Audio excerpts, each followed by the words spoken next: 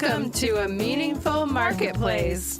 I'm Sarah Masoni from Oregon State University's Food Innovation Center, where I've helped countless dreamers launch their new food products. It's the science of taking a food delight from the kitchen to mass manufacturing and still keeping its great taste. That's what I do.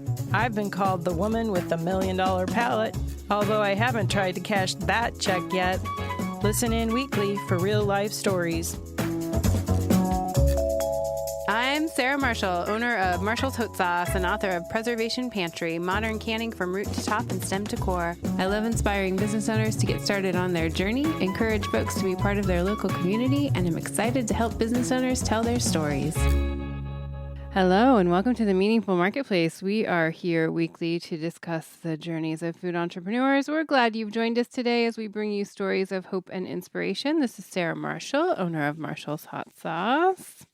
And Sarah Masoni of Oregon State University's Food Innovation Center. It's so nice to see you today, Sarah Marshall. Nice to see you too. I feel like I haven't seen you a lot, which is weird. Usually we see a lot more of each other. So tell me and the listeners what you've been up to. What's going on in your world? Well, last week I got to go to San Francisco and it was very nice there. I would have to say it was unusually warm. So it was about 85 degrees. Oof. Really felt like summertime. That's so so nice. I was told by the locals that it's normally only 75. Yeah, you lucked out.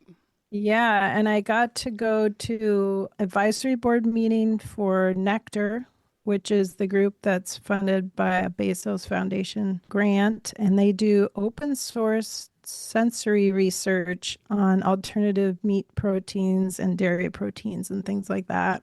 The following evening, Wednesday last week, I went to the Tasty Awards, which is their second annual awards. All the awards are given based on direct consumer feedback. So the categories that were evaluated were all non-dairy products. So there was yogurt and ice cream and beverage and coffee creamers and butters and cheeses and all that stuff.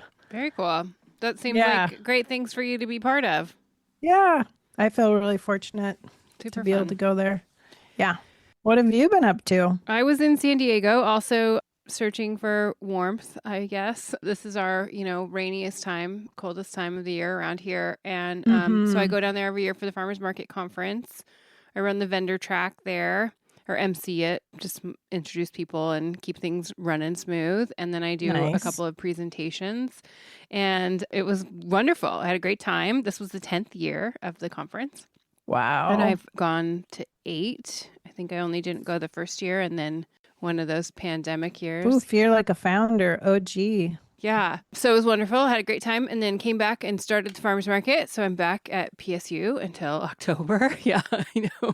It feels like a long haul because it's still pretty cold out there, but people are coming out. So thank you for all the farmers market shoppers.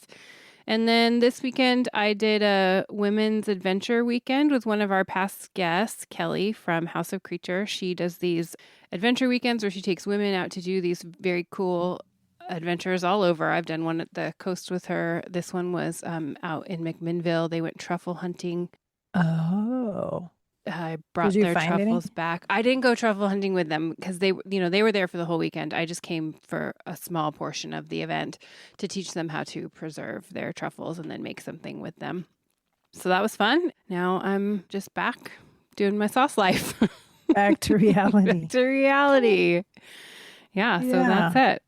Those are fun ventures. Fun adventures. And my daughter's on spring break, so we're going to explore around the city a little bit. We kind of just do these staycations and check out some local restaurants and businesses that we wanted to see, and we'll post about them. So if people want to see what we're up to. I do have one fun data point from the Nectar Tasty Awards. Yeah. They had Tyler Malick as the keynote speaker, and he said that Salt and Straw ice cream actually sells 30% of the vegan ice cream in the U.S. Oh, wow. They sell so much vegan ice cream. That's crazy. Mm-hmm. Yeah, so if you need vegan ice cream, go to Salt and Straw. Go to Salt and Straw. I know. I wonder if most of the Salt and Straw comes from Portland because we also, most of the vegan ice cream because we have Salt and Straw and then we also have Kate's ice cream. I feel like we have a good vegan, ice cream champions. We're represented. Yeah, so good. Well, I'd like to introduce you to our guest today. We have Hannah Kullberg on the show. She's the owner of New Moon Blooms, growing flowers, ritual bouquets, and herbs in Silverton, Oregon. We're excited to have you on the show today. Welcome, Hannah. Thank you. I'm excited to be here too. I love all your goings on. I love hearing about what you're up to because my daughter's on spring break too, and we know it's restaurant month in Portland, and so there's all these cool places to go dine and support and check out really cool food. Yeah, Uh, they do during, just for listeners who don't know what that is, restaurants around town will do a certain set menu where it's a three-course menu for somewhere, usually it's around $50 at the different places. So they try to make it affordable for everybody, but encourage people to go to restaurants, especially they haven't been to before, and maybe they can afford it because sometimes those restaurants are much more expensive than that. So if people look that up, Portland Dining Month, you can go check out all different spots. But yeah, that's a super fun way to check out new places. Hannah, you have been on the show before, but What episode number, Sarah? you were on Quiz. episode 29, which was like very beginning So when we long still ago. recorded in the studio. And then you were on episode 129. But those What? were both different ventures. So you were talking about Community Co-Pack in 129. You were talking about kind of wanting to start a new thing in episode 29. And now you're doing this whole different business. So that's why I wanted you to come on, because you have transitioned to this new world of farming and growing. And I know some of our listeners kind of think about that kind of thing or dream about that kind of thing even. So I wanted you to come on and tell your story. So before you start, let's give people your current Instagram and website so they can find you. my Instagram is at new_moon_blooms, and I don't have a website yet. That's okay. You don't need one. Work in progress, but my partner has a website in which you can also access my flowers. And so I've been kind of, stepping into this business slowly through him, and that is oldmoonfarms.com. And you'll hear more about that because that's part of my story. Perfect. And we'll tag all those things in the show notes so people can link in there. So why don't you give us your journey of how you got into flower farming? Yeah, I want to go back like to college for me because I would have never, ever, ever guessed that I would be in flower farming. I always was really into farming and food systems and had worked on a farm. And a project that I did during that time was to see if in Portland, Oregon, we could grow all our own food. And so I was very hyper focused on like the efficiency of growing food and feeding ourselves. And flowers were not part of that equation. It just Do you have any edible flowers? Oh, yes, yes, yes, actually. Yeah, that is definitely part of the story too. But I just thought of them kind of as, superfluous. We didn't need them, or I just wasn't even aware of them.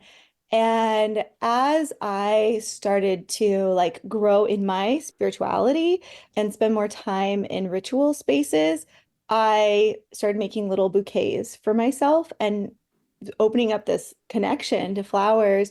And I go through these little like obsessions. And one of them that arose one spring, no surprise, was making flower essences from all the amazing, beautiful flowers in my southeast Portland neighborhood that I lived in.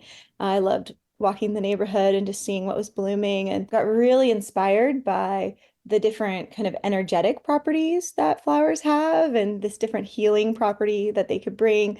One in particular that really stood out for me was rose campion because it helped with ancestral healing. And at that time, this was sort of during COVID, right? There was a lot about our need for ancestral healing coming up in the collective and yeah, current events and everything that was happening and all the healing that people were doing. And then that fall, that sort of obsession transitioned into collecting flower seeds.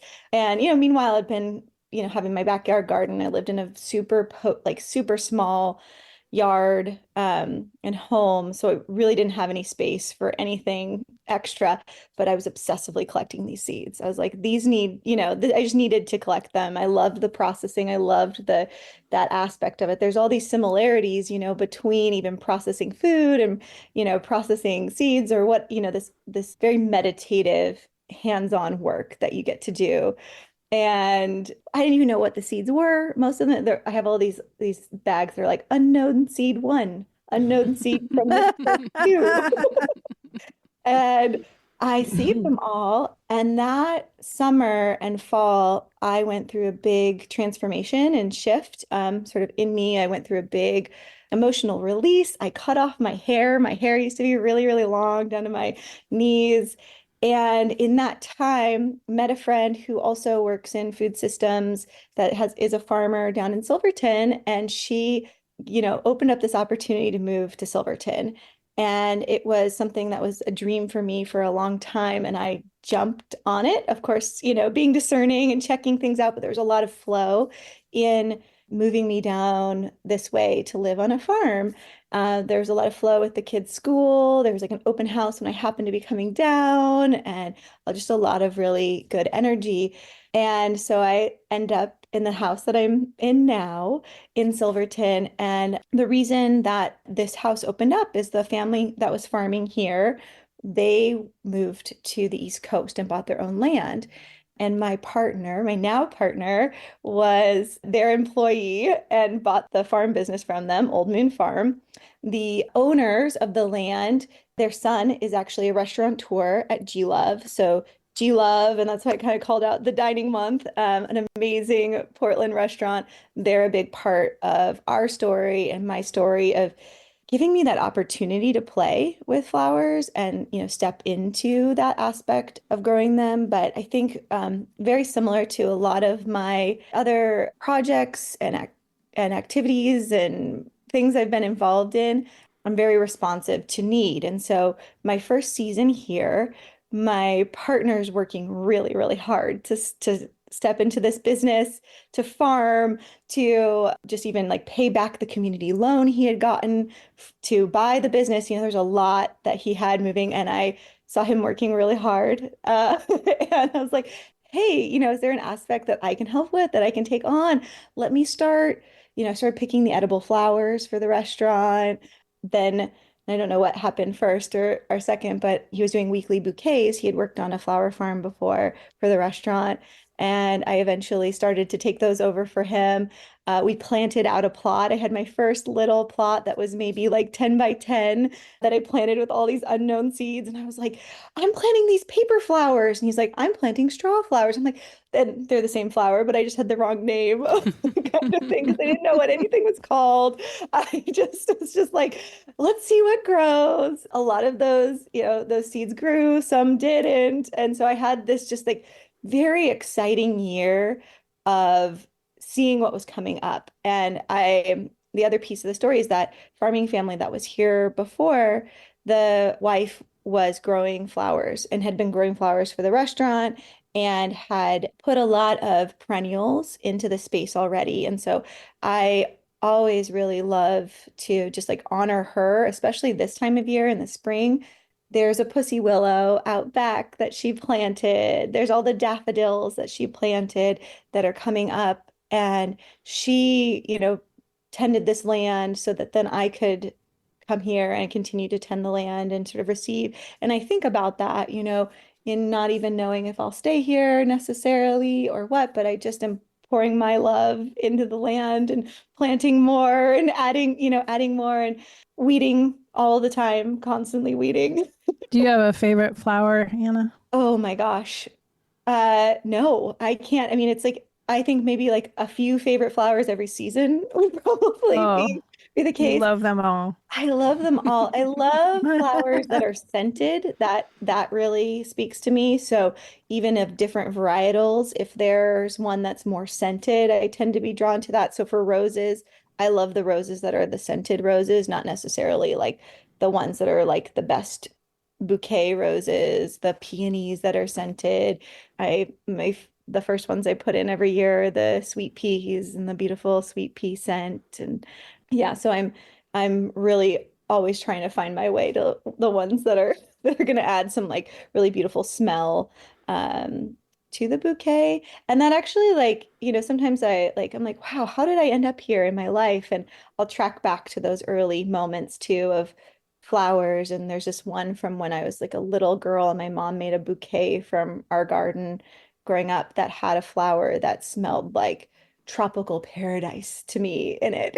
And that was always my favorite flower growing up. And it was it's a bachelor button, but not kind of the typical cornflower ones. I grow a ton of those now for edible flowers, but it's like a longer petaled one that has this really unique smell. And I think I'm still seeking that. I actually just planted some again, but I haven't quite gotten them to take here for My what mom always had bachelor buttons and straw flowers in our garden in Minnesota. Oh, Mhm. that's And we would awesome. harvest the seeds and then replant them.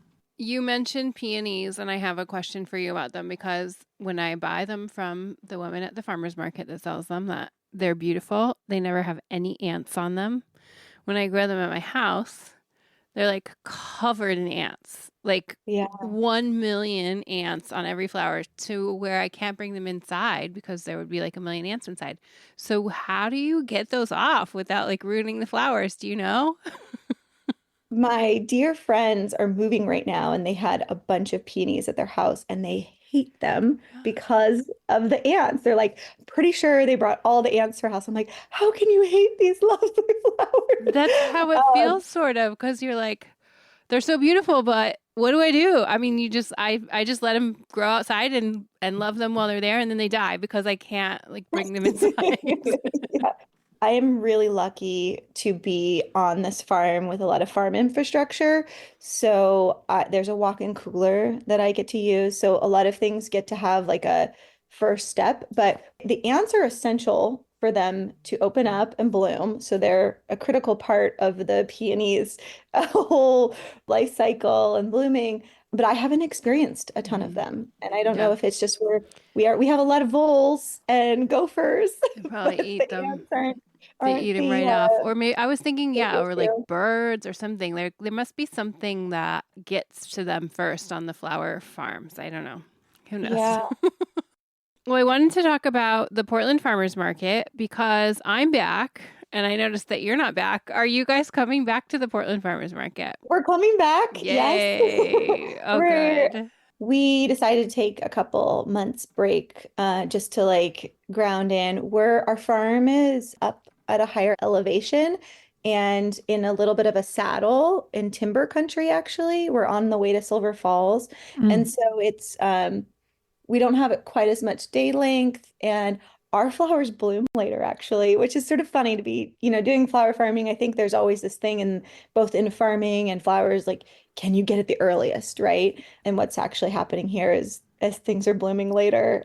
So we're just working within our unique bio region, our, microclimates on the farm.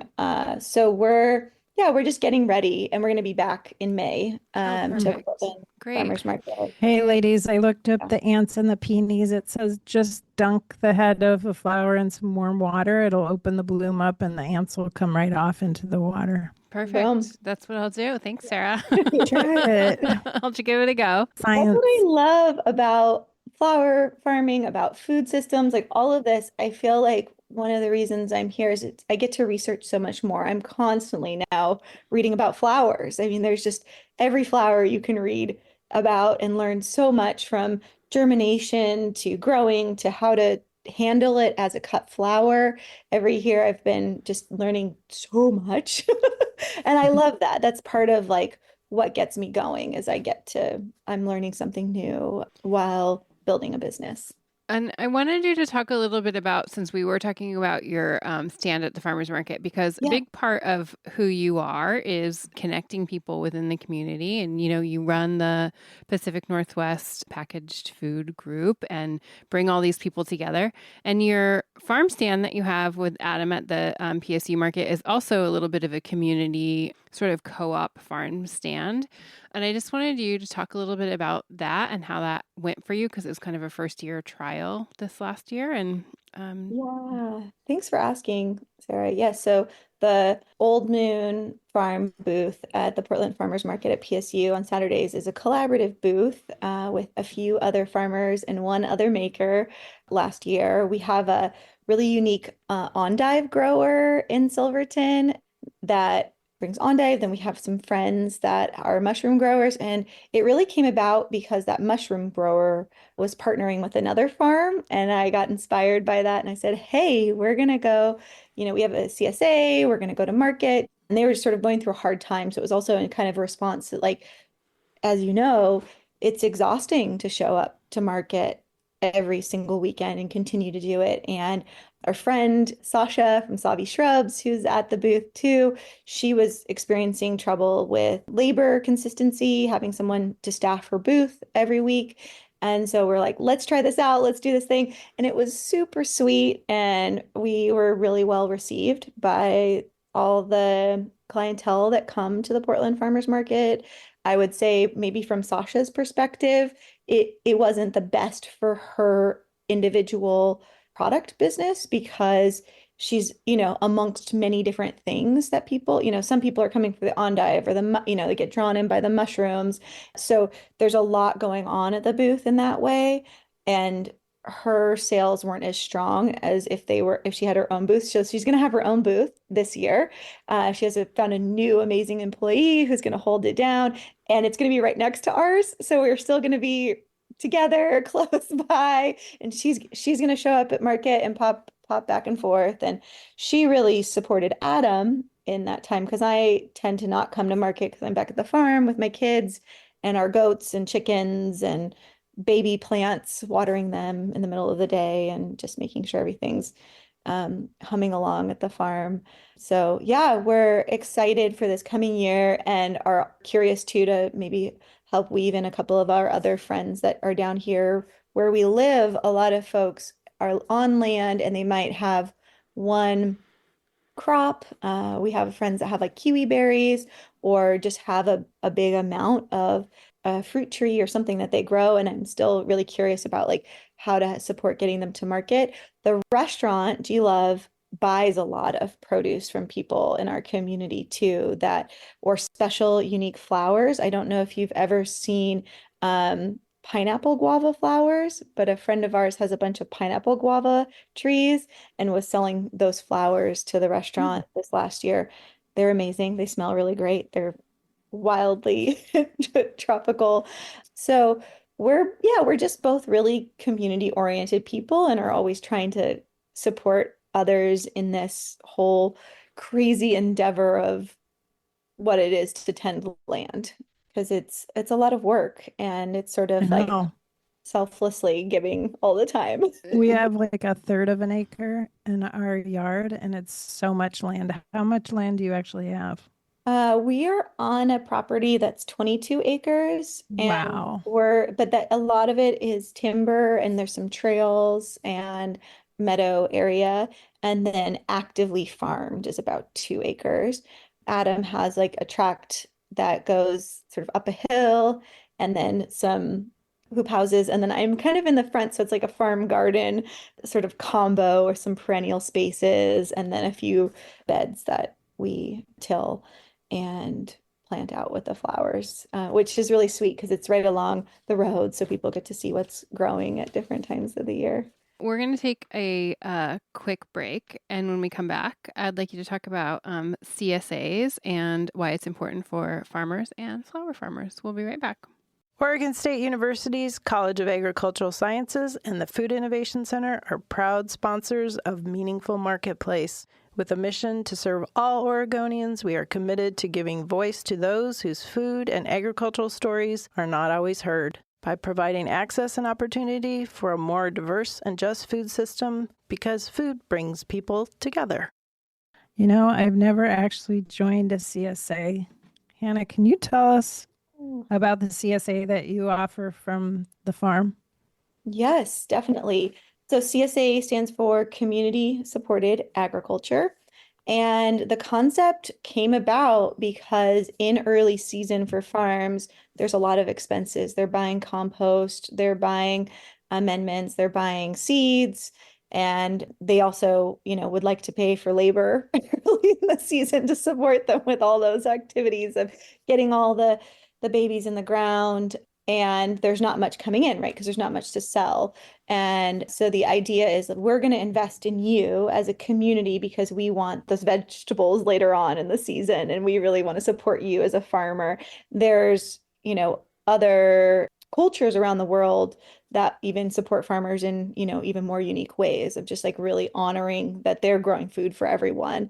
And so that is that what the model is, because CSA has become so much more popular and there's a lot of them. It's more of a, it's become, there's all these unique aspects to them now. So a lot of CSAs look very differently, and there's really huge shares of food that you get, or smaller shares of food, half shares, all these add-ons that you can do.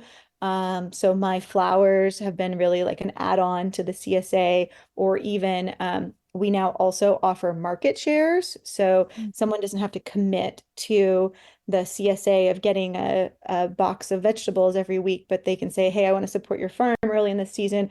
I'm going to give you 200, $400 that then I'll use at market later on, or I'll kind of with our local Silverton community, they can also just like order a box from us, one offer. Hey, I'm going to get a box of vegetables and a bouquet this week from you, and we'll make it and put it in the walk-in for them on our CSA day. So yeah, so that's what it is. It's really a way, what I like to think about them is it's a way to explore new vegetables. That was my favorite aspect of being a CSA customer. And I've had several, in the Portland area and before that. And there's new vegetables that I would have never maybe picked up at market or found in the store that I'm like, okay, I got to figure out something to do with this. What am I going to make? What And is this? yeah, what is this exactly?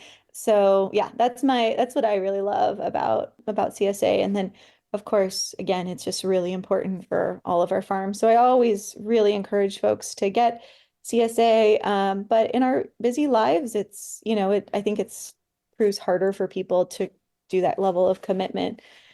I mean, eating vegetables takes time. You have to actually wash them, chop them, prep them, and then cook them mostly.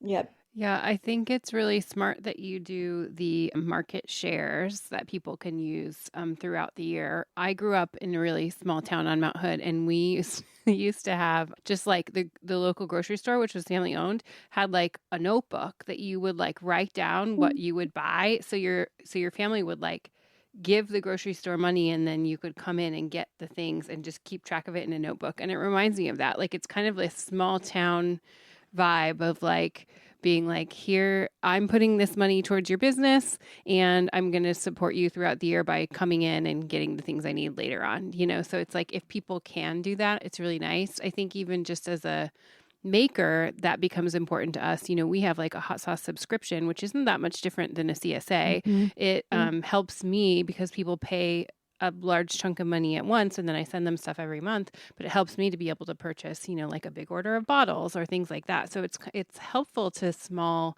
farms and makers and anyone really to just like have that money for inventory, because sometimes we run out of that cash when we need it the most. Totally. Or even just knowing if it is a subscription, knowing that you're going to have those sales coming in, and okay, I can commit to this business. We have a flower CSA add-on that's weekly with the farm, but I'm also exploring this year and offering monthly and bi-monthly, new moon and full moon flower subscription CSA. And I'm allowing people to pay monthly also, because I recognize that not everyone can pay all at once, but just knowing that they're, committed for the season with me and are going to go on that journey of, receiving these bouquets is meaningful for my business, as I step into it. Sometimes I feel a little crazy doing another new thing, or shifting and pivoting into a different, avenue of my career, but it's just like I have to go back to this. Like, this is bringing me so much joy. I'm so curious. I'm lit up. I want to follow this and really honor that joy path for myself. That's like a big part of like my medicine and the medicine, for me in my life. So if people want to support your CSA and sign up for the flower CSA specifically, how do they do that? Well, right now it is a reach out to me at my DMs. I'm collecting email addresses because I am looking at where people are located. Flowers are really fresh. They need to get to people in a timely manner. And so I'm setting up, I have a few people across the Portland metro area that have offered to be pickup locations. And I'm also looking for collaborations with different businesses to be pickup locations. And so it's emergent right now. Can Cool. email me, newmoonbloomsfarm@gmail.com and get in on the ground floor. But people are excited. If you And need a pickup location in the Woodstock neighborhood, that's where I am. And we have a area on our porch that's covered. So it's covered from the weather and there's a shelf. So if you need a pickup location, just offering, you can use thank you, ours. thank you. Yeah, I of love course. it. Yeah, and that's critical too, the making sure that it's covered, it's going to be in the shade because I wouldn't want anything to be in direct sun or wilt. So, yeah, I'll report back on how it all goes. In town in Silverton, I drive in every day for my daughter's school, and so I do a little bit more like direct delivery.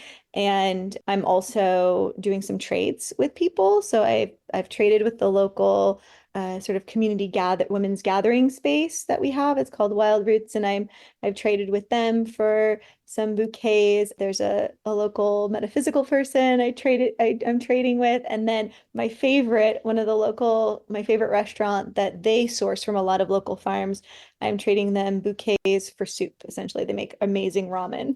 So I'm really big on the trade, like trading too, and figuring out creative ways to yeah, exchange with people and get bouquets out there because I love the growing of it. And I also really love the art of putting together a bouquet and one that has a lot of sort of the natural elements. My partner and I, Adam, also grow a lot of herbal medicine. We make teas together. So I am still weaving in a lot of my like packaged food business past and yeah, we're making teas, and a lot of those herbal plants are also really, really beautiful. I love using mugworts in my bouquet.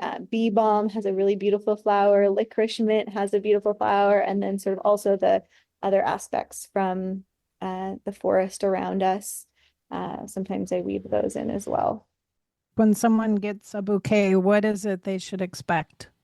Is Mm. it a dozen flowers, a Oh, handful of flowers? great question.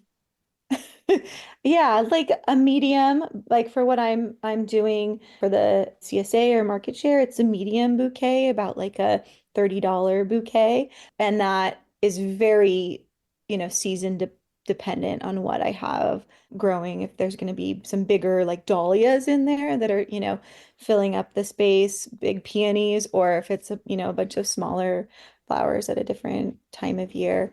And then I do tabletop bouquets for G-Love You as do well. arrangements. They're are bigger, the bigger ones that they receive to greet people at the restaurant, essentially.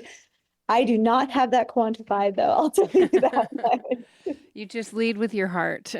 Yes, exactly.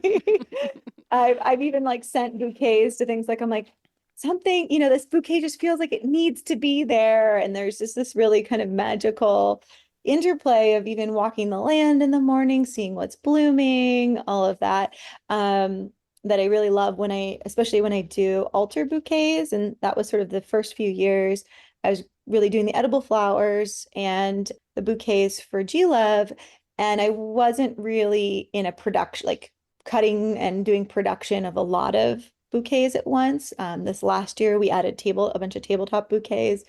And so we're doing a lot more, and it was a different process. But I think my favorite is when I'm, really creating one for a specific unique event and listening to what wants to be in the bouquet and the different, just like I shared kind of in the beginning, the different energetics that a flower or an herb or a plant brings, and then what it will bring into that bouquet and that space that then I'm bringing the bouquet to. So, yeah, I see some of the there's a lot of flower farmers on Instagram, right? There's so much information out there and so many different people who are producing at different levels.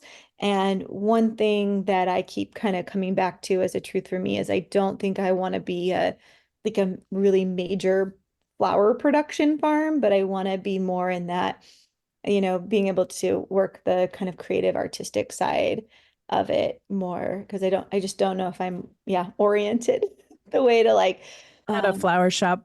yeah, exactly. Or like for wholesale or something like that. But and also allow a lot of them to bloom for the bees. I inherited a row of echinop and they're like a spiky ball flower. I don't really love them that much, but the bumblebees love them.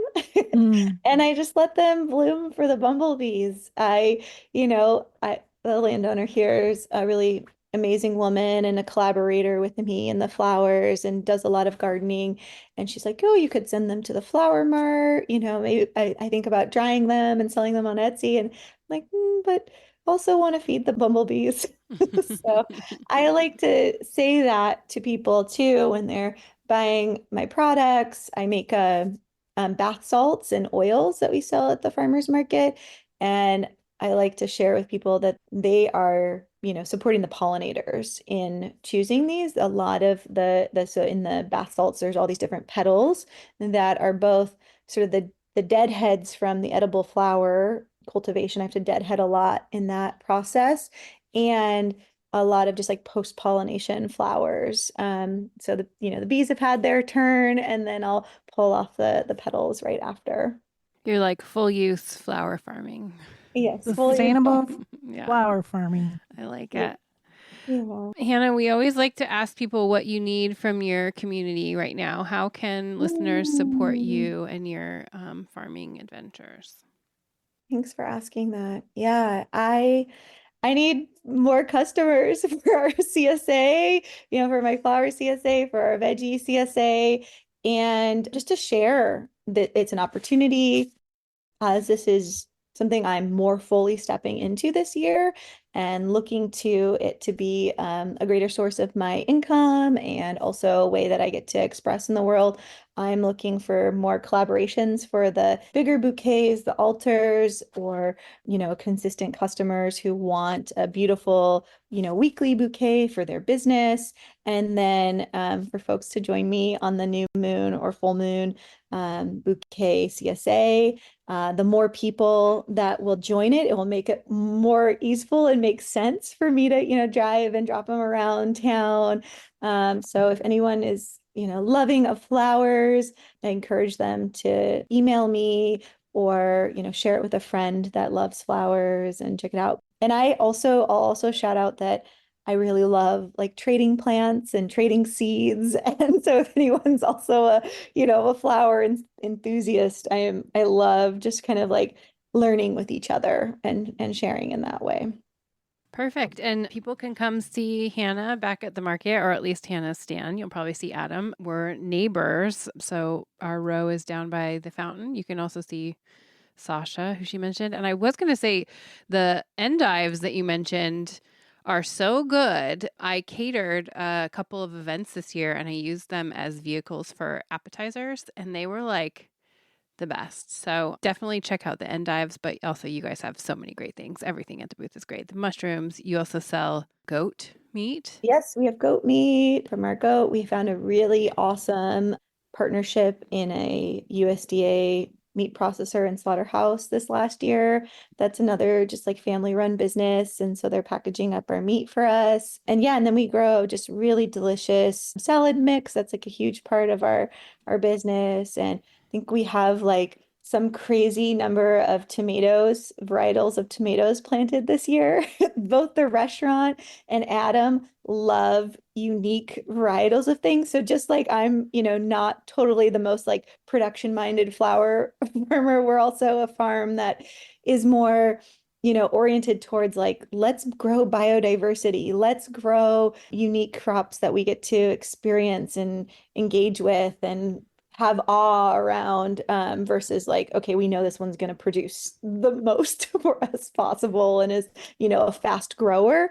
We do some of those, of course, too, but we really like to mix it up and grow a lot of different things. So I was going to ask if you grow gigantic sunflowers. we have had some giant, I don't know if like the giant ones, but we do grow a lot of different sunflowers, and a lot I of them love actually sunflowers. we leave for the birds to just Yeah, eat they all the grow seeds. so tall. Yeah, they're so beautiful. My favorite sunflowers are the ones that are like bicolor and like dark reds and those ones. There's also this like really vivid orange one that grew, and I think it was just a random resprout in my garden. That's like one of my favorite things as well, is the plants that resprout the next year that have been, a mix of a couple other plants, and we don't really exactly know what the seed is. I am sort of trying to steward a variegated cornflower bachelor button that is just really beautiful, like two color petals on it. So, and that one just popped up one year, which That's is, cool. yeah. I think that's the part that keeps us interested in our businesses is when we get to do the things that are creative and try things that we want to do rather than just always focusing on what is going to produce best or make the most money. I think if you do that the whole time, I think you burn out really fast. So even though Yeah. that is part of having a business, I think it can't be the main part of having a business if you want it to be sustainable. Yeah. I love that you said that, Sarah. Yeah. Yeah, I think you exude that well in your business too, of creating all those unique different products with different seasonal ingredients, and I think that's also just something I'd call out, in our farm, we're also being supported by all the amazing makers that, use our various herbs or peppers that we grow in their products, and kind of magnifying that across all the region and all the amazing makers that work directly with local farmers. So thank you. Yeah. All right, ladies. Well, that's time for us to wrap. So, Hannah, thank you for coming on the show today. Again, I'm glad that you said yes when I reached out. I had reached out because I saw that you posted you were doing a flower CSA, and I was like, that's great. She should come on and talk about it. So I'm glad you said yes to telling people about your new project. I know sometimes people can get nervous about talking about new things, but here you are. You did it, and you're doing something new and great, and we're glad to have you on the show. So it's good to see you again. Thank you so much. Yeah, thank you for that validation moment, and yes, the opportunity to say yes to this, and it's kicking me in gear too. I'm like, okay, I got to get a website up. So coming soon. I will say this isn't like a plug for Shopify or anything, but I use Shopify for our website, and they've added so much new tech that is very easy to put up a site. They have this little basically like a AI bot person, but you can ask it questions and like you would a person, and except for they respond to you right away. So I am not tech savvy, but I was able to redo our whole website. It looks amazing. Thank you. I had the same website since I started the business. So I've had the same website for 15 years, and I had all these ideas of things I wanted to do, and I was able to just do it with this new program. So I would say check it out not that you have to use it, but it's easy. So That's great to hear. that's my advice. Shopify. I have heard that if you're going to go any route of e-commerce, Shopify is the way to go. And I haven't built a website on Shopify yet, so I think it's good timing for your recommendation. Yeah. Well, give it a go. If you need any help, you let me know. Well, thank you to our listeners for tuning into the show. You can follow us on YouTube, on Instagram at Meaningful Marketplace Podcast. You can rate our podcast on Apple Podcasts or iTunes. You can call or text Sarah and I with questions at 503-395-8858. Or if you want to be a guest on the show, just give us a message there. And we'd like to thank our team at Joy of Creation Production House. Thanks to Haley, our audio engineer. And we will be back next time around. Thanks, everybody. Bye. Bye for now. If you love the stories we bring you each week, please consider supporting us on Patreon. As an independent media company, your support is absolutely essential. It allows us to continue creating high-quality professional episodes that amplify the voices of women, small business owners, writers, artists, and creatives, and keep their stories free from commercial pressure.